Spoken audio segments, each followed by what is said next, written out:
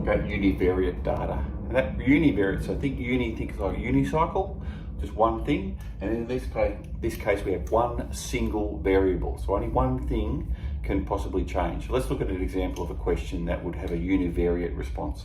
How many pets do you have? Okay, so the only thing that changes here is the number of pets you have.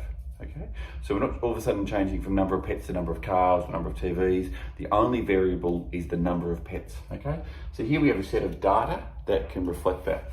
Okay, and what we're going to ask you to do with this data is create what we call a dot plot graph. Okay, and so we're going to construct one of those now. Okay, let's look at dot plot graphs. Okay. And so the first thing we need to do is we need to draw ourselves a line across our page, okay? Now make sure you're using a ruler to do this because you want the line to be nice and straight and you want to be able to use the centimetre markings on your ruler to make the markings for each of this. Second thing you want to do is look at the data and see what's the range in our data. So here, our lowest result is a 0 and our largest result is an 8, okay? So we've got a spread from 0 through to 8, so that's 9 increments. So we want to draw a line on our page that's at least 9 centimetres plus probably maybe half to a centimetre beyond that. So if you can draw a 11 centimetre line, that'd be perfect.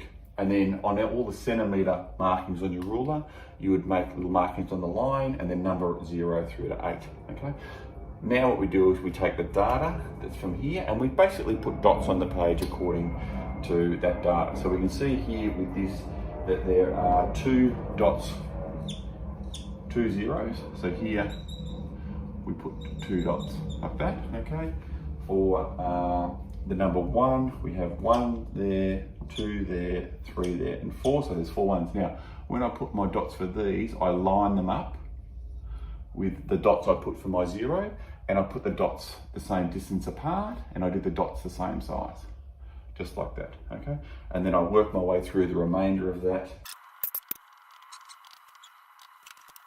Okay, a couple of things. Okay, firstly, I filled in all the dots line up like this, and they're all evenly spaced. You'll notice there's no result for 7. There's no one who has 7 as a response to the number of pets they had, so therefore nothing there. There's really only the labelling of the graph that needs to go, and this is a bit that sometimes kids forget.